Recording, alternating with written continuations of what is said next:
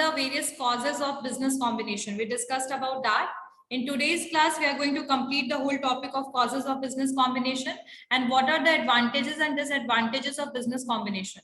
Then after that, the two topics are left, that is forms of business combination and types of business combination. Then we'll complete about it.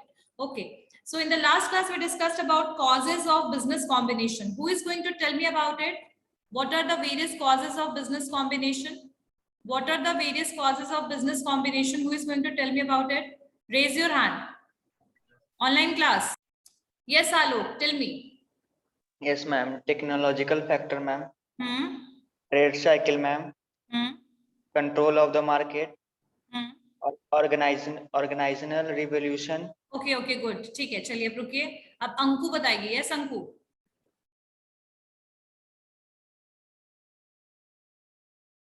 Anku. Yes, ma'am. हाँ, बोलो बेटा. Ma'am, region of business combination. Organizational revolution, control of market, and trade cycle. Okay. And transport revolution. Very good. Okay. Wait. अब माही बताएगी. Yes, Mahi. Yes, ma'am. Elimination of cutthroat competition. Economies of large scale production. Okay. Next. And ma'am, transport revolution. Transport revolution. And ma'am, control of the market. Very good. Next, Pratyay, बताइए. Yes, ma'am. Ma'am, control of the market, ma'am. Trade cycle, influence of tariff import and export, elimination of cutthroat competition, economic of large scale. और सब बता दिया लो ma'am. Elimination of cutthroat हो गया ma'am, हो गया. Okay, so technological factor was the last point. Like because of the technological development, the small scale industries are not able to compete with the large scale industries because of the technological changes or modernization. So that if you are not able to compete, obviously you will not able to get the profit. You are not able to sell your product. So it's better to combine with the large organization, large industry, so that you are easily able to get the profit and you can sustain your business. So that was the technological factor. Now the next cause of business combination is patent laws. Okay, what is the meaning of patent? So patent is, we can say, it is a legal protection which is given to some new type of innovation. यानी कोई नया type का कोई innovation होता है, नया कोई invention होता है. जैसे कि सबसे पहले, बहुत पहले, अभी तो प्रिंटिंग मशीन्स और आप लोग वो देखते हो फोटोकॉपी मशीन. जब फोटोकॉपी मशीन 1990s में आया था ना, तो यूएस की किसी कंपनी के द्वारा आया था, तो पेटेंट राइट दिया गया था. पेटेंट राइट का मतलब होता है एक लीगल प्रोटेक्शन. जब तक कोई पर्सन या कोई कंपनी उससे लाइसेंस नहीं लेती है, तब तक उस पर्टिकुलर इन्वेंशन को वो कोई यूज नहीं कर सकता है. और पेटेंट राइट पूरे 20 साल के लिए होता है. ठीक है. सो पेटेंट लॉज जो है, जिसकी वजह से बिजनेस कॉम्बिनेशन जरूरी हो गया है, क्योंकि बहुत सारी ऐसी कंपनीज हैं जो इन्वेंशन और नए नए मॉडल. सो पेटेंट लॉज का मतलब क्या होता है कि बिजनेस कॉम्बिनेशन जो है basically that has also been fostered by the patent laws. जैसे मान लो कि किसी पेटेंट का मतलब क्या होता है, प्रोटेक्शन, लीगल प्रोटेक्शन हम देते हैं पर्टिकुलर किसी टाइप की इन्वेंशन को. ठीक है. यानी कि कोई नया चीज मार्केट में आया, इनोवेशन हुआ, जैसे फोटोकॉपी मशीन आया, तो उसको हमने पेटेंट राइट दे दिया कि जब तक लाइसेंस नहीं लोगे, लाइसेंस का मतलब होता है एक तरीके का फी जो आपको पे करना पड़ेगा, तब जाके आपको उसका लाइसेंस मिलेगा, तब जाके आप ये इन्वेंशन को यूज कर सकते हो. ठीक है. तो बेसिकली इस इन्वेंशन को यूज करना स्मॉल इंडस्ट्रीज के लिए काफी मुश्किल है, क्योंकि उतना ज्यादा फी कैसे हम दे पाएंगे, है ना. इसीलिए अगर हम बिजनेस कॉम्बिनेशन करते हैं तो किसी भी तरीके का मॉडर्नाइजेशन, और खासकर जो कंपनीज इनोवेशन में इंडल्ज है, इन्वॉल्व है, वैसी कंपनीज के साथ हम आराम से मॉडर्न टेक्नोलॉजी के साथ काम कर सकते हैं. इसीलिए because of the patent rights या patent laws, it is basically supported to business combination. ठीक है. Next point.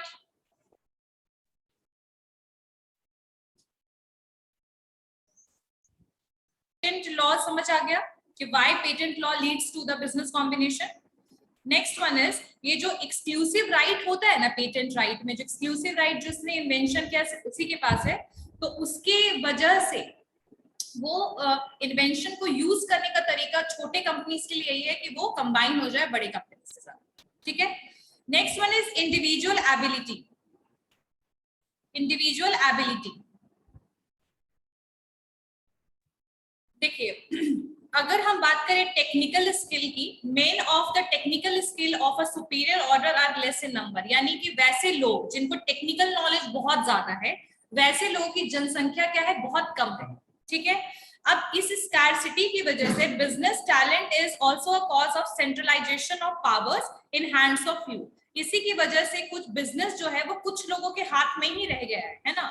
So many combines have common directors, मतलब बहुत सारे कॉम्बिनेशन जो होते हैं उसमें डायरेक्टर सेम होते हैं, मैनेजर सेम होंगे आपके, which affects in the common control. So in short we can say because of the lack of individual ability people want a technical skilled person, right? And that is not possible in each and every sector, ठीक है।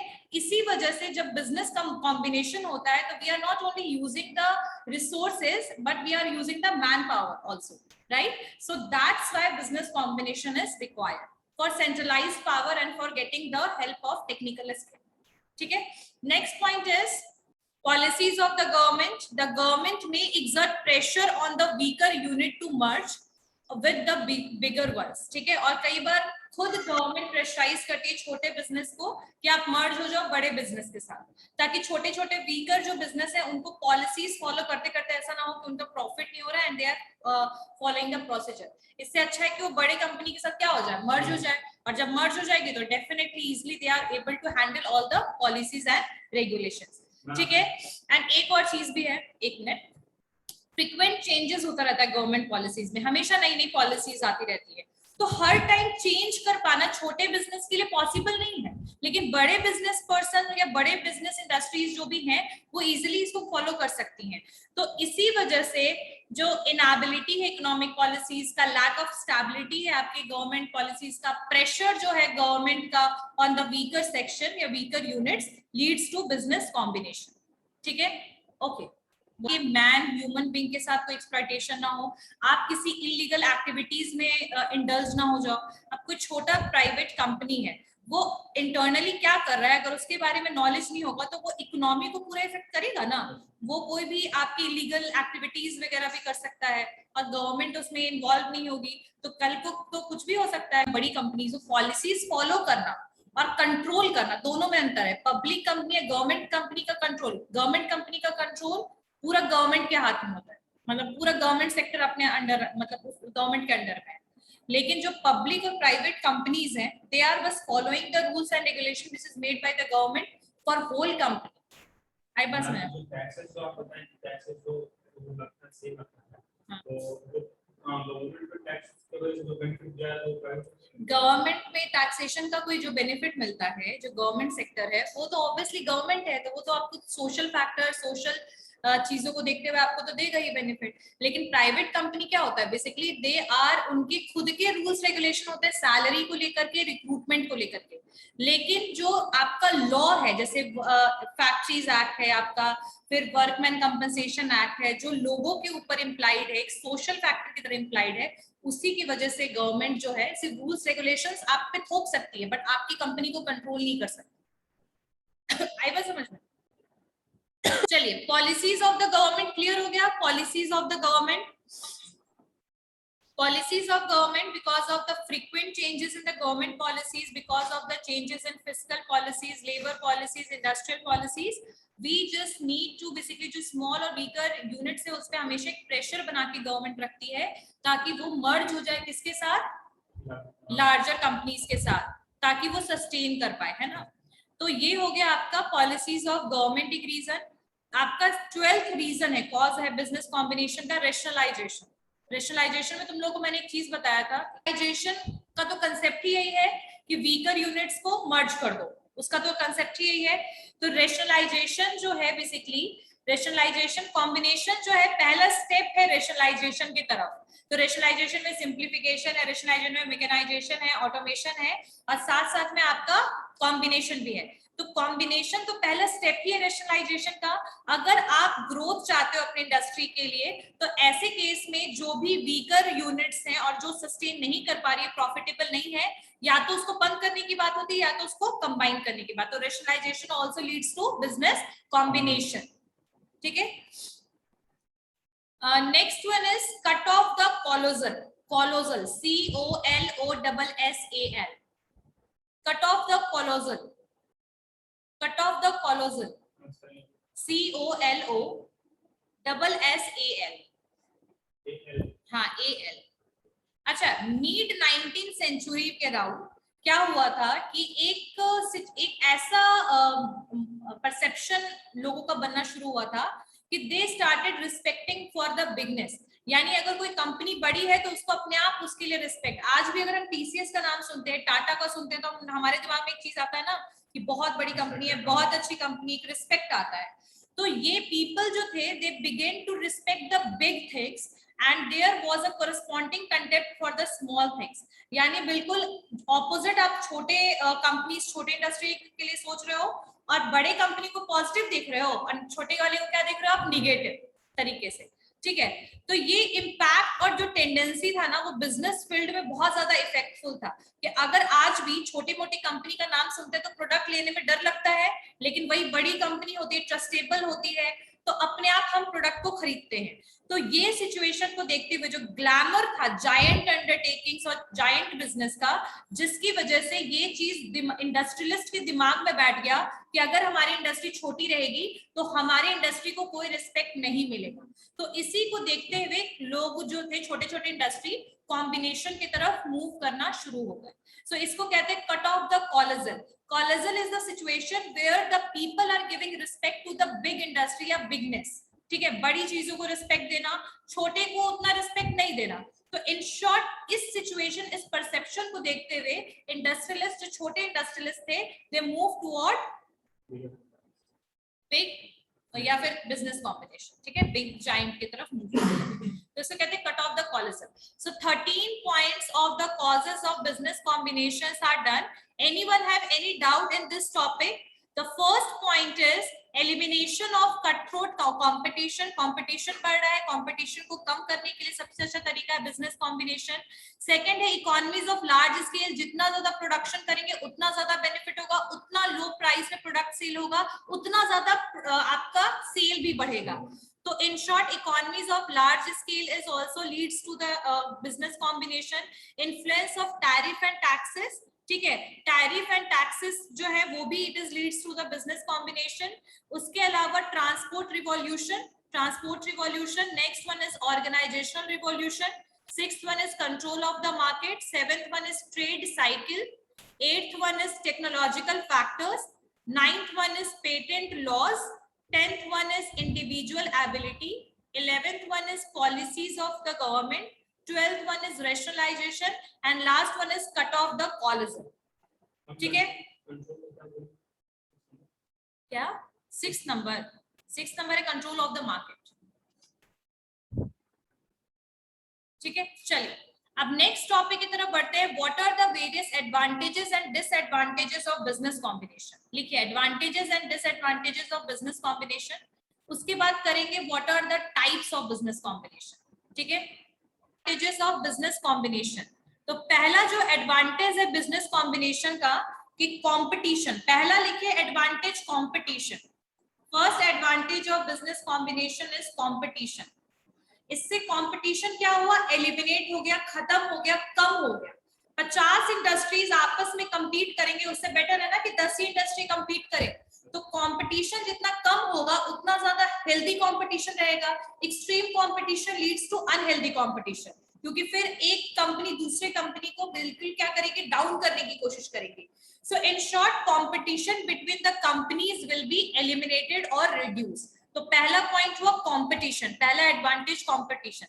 Second point है amount of capital. मान लो कि छोटी कोई company है, उसके पास कैपिटल नहीं है, तो वो बड़ी कंपनी के साथ मर्ज होती है, तो ऐसी सिचुएशन में उसको कैपिटल की प्रॉब्लम कभी भी रेज नहीं होगी, क्योंकि बड़ी कंपनी अब जितनी भी रिक्वायरमेंट है वो फुलफिल करेगी कंपनी का, है ना। So in short we can say कि amount of capital can be increase and the financial scarcity will be reduce of the small companies. ठीक है, सो सेकेंड पॉइंट लिखिए अमाउंट ऑफ कैपिटल। ठीक है, सबको समझ आ रहा है? ऑनलाइन क्लास सबको समझ आ रहा है बेटा? एवरीवन? Yes, ma'am. चलिए, third point is establishment and management cost. Establishment and management cost. Establishment and management cost. ठीक है, अब जैसे एक छोटी सी कोई कंपनी है, वो कंपनी अपने मैनेजमेंट के लिए अपने जितने भी उनके यहाँ एम्प्लॉइज हैं, जो उनका ऑर्गेनाइजेशनल स्ट्रक्चर है, जो उनका एस्टैब्लिशमेंट है, उसमें पैसा लगाती है। लेकिन जब वो बिजनेस बड़े कंपनी के साथ या फिर दूसरे कंपनी के साथ कंबाइन हो जाएगी तो मैनेजमेंट कॉस्ट या तो डिस्ट्रीब्यूट हो जाएगा या तो बड़ी कंपनी पूरा मैनेजमेंट कॉस्ट छोटी कंपनी के लिए उठाएगी। सो यहाँ पर आपके establishment, management cost, marketing cost जो भी है वो क्या हो जाएगा, रिड्यूस हो जाएगा या फिर डिस्ट्रीब्यूट हो जाएगा, या तो रिड्यूस या तो डिस्ट्रीब्यूट। क्लियर हो गई बात? Third point, third advantage. Fourth advantage, large scale production. Third advantage फिर से बोलिए। थर्ड वाला पॉइंट है establishment and management cost. Third point is establishment and management cost. Fourth one is large scale production. अब जहां छोटी कंपनी, वही वाला पॉइंट है कॉस्ट का, जहां छोटी कंपनी थोड़ा सा प्रोडक्शन कर पा रही थी, अब यहाँ पर लार्ज स्केल प्रोडक्शन हो पा रहा है, इसका बेनिफिट होगा। So large scale production will basically helpful for sustaining you in the market. आपकी कंपनी डूबेगी नहीं, लार्ज स्केल प्रोडक्शन है। लार्ज स्केल प्रोडक्शन कब होगा? जब लार्ज सेल है ना। सो ये हो गया fourth benefit, large scale production. Fifth benefit लिखिए। अगर कोई कंपनी है जिसका प्रोडक्ट सेल अगर वो लार्ज स्केल में प्रोडक्ट बना रही है तो उसमें नहीं, जब मान लो कि छोटी कंपनी है, अगर वो बड़ी कंपनी के साथ मर्ज होती है तो या तो वो उसके इन्वेंशन को, इनोवेशन को यूज करके अपने प्रोडक्ट में चेंज लाएगी, एमआर करेगी, मार्केट रिसर्च करेगी, बड़ी कंपनी उसकी हेल्प करेगी और फाइनली फिर कुछ नया लेकर आएगी तो हो सकता है सेल बढ़ जाए। ठीक है, या तो फिर मर्ज जब हो जाएगा तो जो वो दूसरा कंपनी प्रोडक्ट बेच रहा, हो सकता है कि आप सिमिलर प्रोडक्ट बेचना शुरू करो। तो एग्रीमेंट में क्या मेंशन है वो भी है। जब हम टाइप्स ऑफ करेंगे ना, आपके टाइप्स ऑफ बिजनेस कॉम्बिनेशन, तब वहां पर बहुत टाइप के आएंगे, लैटरल बिजनेस, हॉरिजॉन्टल, वर्टिकल। वहां पर हम समझेंगे इस चीज का मतलब जो तुम बोल रहे हो। ठीक है, तो अब यहाँ पर देख लीजिए, ध्यान दीजिएगा सब लोग। फिफ्थ पॉइंट है ऑपरेटिंग कॉस्ट रिड्यूस। अब मान लो कि एक शुगर इंडस्ट्री है, ठीक है, मान लो एक शुगर की इंडस्ट्री है। अब वो शुगर इंडस्ट्री जो है वो दूसरे शुगर इंडस्ट्री के साथ मर्ज हो गई। अब यहाँ पर दोनों जो टाइप ऑफ बिजनेस है वो सिमिलर है। अब यहाँ पर भी सारे प्रोसीजर आपके एक्सट्रैक्शन ऑफ शुगर या फिर शुगर को फॉर्म करने में जितने भी स्टेप्स यहाँ होते हैं उतने ही स्टेप्स यहाँ होंगे। जब दोनों मर्ज हो जाएगी तो दोनों अलग अलग स्टेप्स करने की जरूरत नहीं पड़ेगी ना, तो डुप्लीकेशन क्या हो जाएगा, रिड्यूस हो जाएगा, कम हो जाएगा। तो जो ऑपरेटिंग कॉस्ट का मतलब क्या होता है, मशीनरी का जो कॉस्ट है, उसको रन करने का जो कॉस्ट है ना, लेबर कॉस्ट है, आपका डेली का इलेक्ट्रिसिटी जो कॉस्ट है आपका, वो कहीं ना कहीं रिड्यूस हो जाएगा because of the reduction of duplication. ठीक है, क्लियर हो गई बात सबको? तो fifth point is reduction in operating cost, या फिर सिर्फ ऑपरेटिंग कॉस्ट लिख लो। ऑपरेटिंग कॉस्ट क्या हो जाएगा, रिड्यूस हो जाएगा because of the reduction in duplication of the different steps. Clear हो गई बात? Next point, six point R&D facilities, research and development facilities, R&D facilities. अच्छा, रिसर्च एंड डेवलपमेंट फैसिलिटीज, तो रिसर्च एंड डेवलपमेंट जो है, research तो खासकर हर एक इंडस्ट्री यूज करती है, चाहे वो मार्केटिंग के लिए हो, चाहे वो कंज्यूमर के लिए हो, चाहे वो मॉडर्नाइजेशन आपके इन्वेंशन के लिए हो, चाहे वो टेक्नोलॉजी के लिए हो, सब जगह पे किस चीज का काम चलता है, रिसर्च का काम चलता है। जब रिसर्च हर सेक्टर में यूटिलाइज है तो यहाँ इंडस्ट्री भी रिसर्च को यूज करेगी। बड़ी इंडस्ट्री रिसर्च पे हेवीली डिपेंडेंट होती है, तभी वो बड़ी इंडस्ट्री है। छोटी इंडस्ट्री R&D में ज्यादा पैसे इन्वेस्ट नहीं कर सकती। तो ऐसे सिचुएशन में आपका रिसर्च एंड डेवलपमेंट का जो काम है वो सब पूरा का पूरा कौन करेगा, बड़ा industry, big industry, giant industry. So यहाँ पर रिसर्च एंड डेवलपमेंट की जो फैसिलिटीज है दैट विल बी इंक्रीज्ड, वो क्या हो जाएगा, बढ़ जाएगा। छोटी इंडस्ट्री जो नहीं बेसिकली उसको अफोर्ड कर पा रही है, वो भी फिर इंडस्ट्री में उसके लिए भी रिसर्च का काम शुरू हो जाएगा। सो research and development. Next one is monopoly in the market.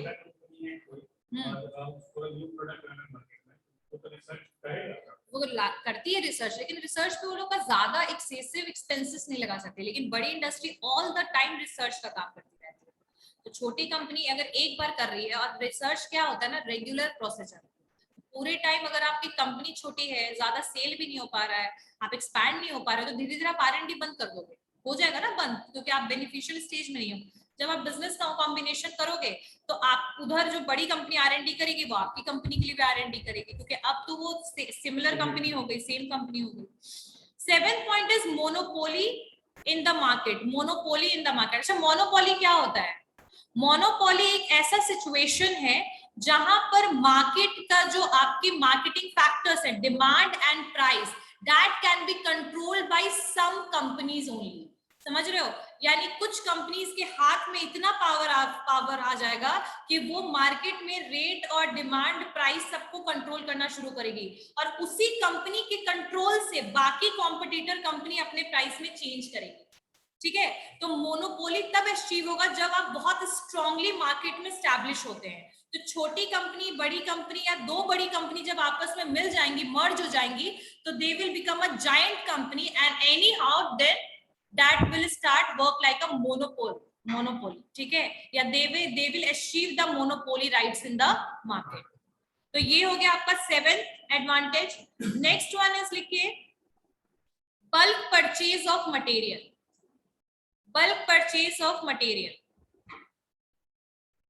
Bulk purchase of material. अब प्रोडक्ट जो है वो दो कंपनी साथ में आ गई, 3 कंपनी, 4 कंपनी इकट्ठे साथ आ गई, तो प्रोडक्शन जो है बल्क में होगा, तो रॉ मटेरियल का डिमांड भी बल्क में होगा। So in short we can say it is helpful for reducing the price by economies of scale. ठीक है? So bulk purchase of material can be happen because of the business combination, और bulk production leads to basically achieve the economies of scale. Next, bulk purchase करेंगे तो price बिल्कुल bulk purchase करेंगे तो हमें price कम में ही मिलेगा, रॉ मटेरियल भी हमें कम ही प्राइस में मिलेगा, और जब रॉ मटेरियल कम प्राइस में और उसको ऑप्टिमम यूटिलाइजेशन करेंगे तो हम एफिशिएंसी बेसिकली अचीव करेंगे, और उससे finally economies of scale. Clear हो गई बात? Next one is next disadvantages of business combination. Disadvantages क्या क्या है business combination? What are the various disadvantages of business combination? अब देखिए क्या है। सबसे पहला डिसएडवांटेज है मोनोपोली। अब ये डिसएडवांटेज क्यों है वो ध्यान से सुनिएगा। सबसे पहला डिसएडवांटेज है मोनोपोली। बेसिकली क्या प्रॉब्लम है, देखो मैं तुम लोग को एक कंसेप्ट बताती हूँ, बहुत ध्यान से सुनिएगा। जब भी कभी किसी कंपनी का मोनोपोली राइट हो जाता है ना, तो वो पर्सन या वो कंपनी क्या शुरू कर देती है, वो प्राइस को अपने हिसाब से चेंज करती है, प्राइस में बदलाव अपने हिसाब से लाती है। तो वो अपना मनमाना कोई भी प्राइस सेट कर सकती है। ठीक है? और ऐसे सिचुएशन में जो कॉम्पिटिटर्स है वो भी उसी से रिलेटेड प्राइस सेट करेंगे। So that is harmful for the society. ठीक है? कॉम्पिटिटर्स जो है वो भी उनके हिसाब से चल रहे हैं, और मोनोपोली है तो कोई भी प्राइस जो सेट करोगे आप, जरूरी नहीं कि वो अफोर्डेबल प्राइस हो। तो मोनोपोली जो है अगर सोसाइटी के हिसाब से देखें तो इट इज हार्मफुल। ठीक है? अभी जैसे सिचुएशन तुम लोग देखो ना, जियो जो राइट्स है, अगर हम मोनोपोली राइट्स की बात करें तो business combination brings monopoly in the market which may be harmful for the society. ठीक है? सेकेंड लिखिए the identity of old company finishes. The identity of old company finishes, ये इसका डिसएडवांटेज है। The identity of old company finishes, identity of old company finishes. इसका मतलब क्या हुआ कि जो आपकी पुरानी कंपनी है या फिर जो कंपनी छोटी कंपनी है, जैसे ही वो मर्ज हो जाएगी आपके बड़े कंपनी के साथ, तो हो सकता है कि उसकी खुद की आइडेंटिटी क्या हो जाएगी, खत्म हो जाएगी बिल्कुल, और आप बिल्कुल वो बड़े कंपनी के नाम के साथ जाने जाओगे। So in short your identity, your industries identity will be finish. ठीक है? तो ये इसका सेकेंड डिसएडवांटेज हो गया। थर्ड डिसएडवांटेज क्या है? गुडविल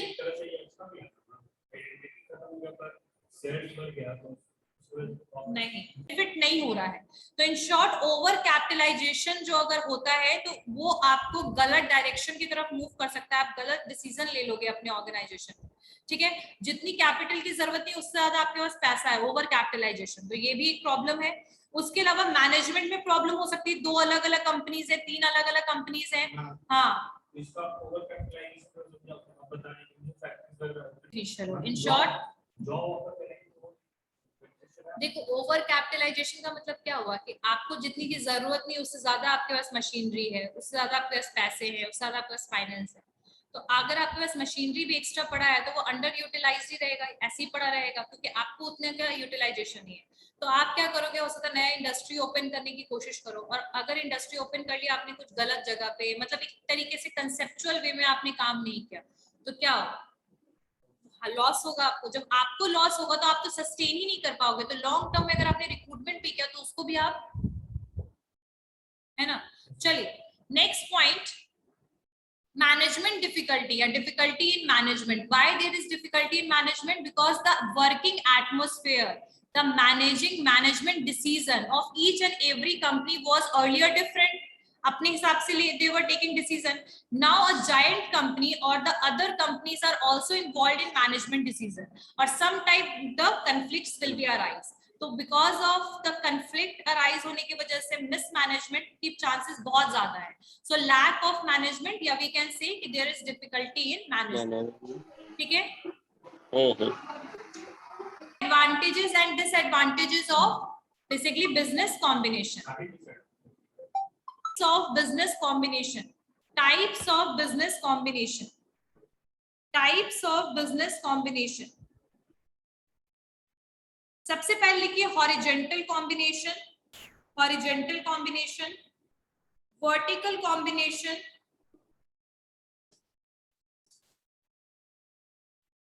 ठीक है, horizontal combination, vertical combination, lateral combination, lateral, lateral combination, ठीक है।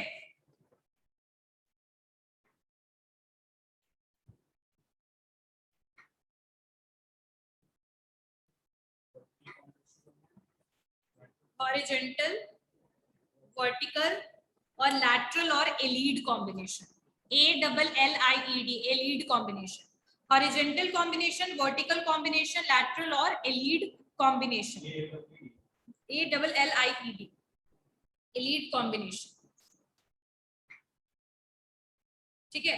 अब सबसे पहला horizontal combination क्या होता है, ध्यान दीजिएगा सब लोग। What is the meaning of horizontal combination?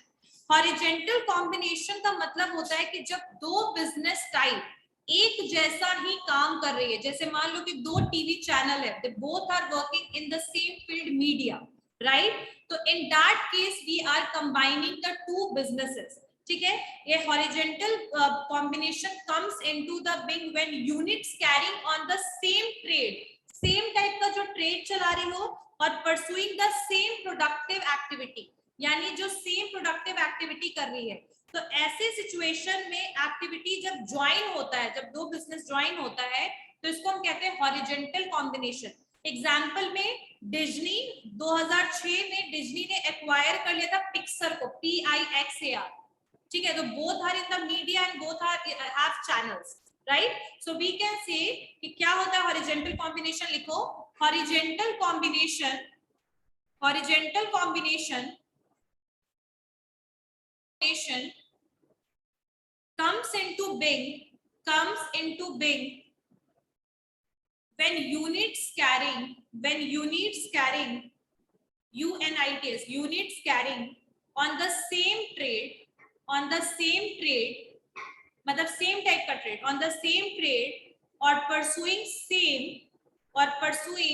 same productive activity and pursuing same productive activity join together, same productive activity join together with a common end in view, with a common end in view।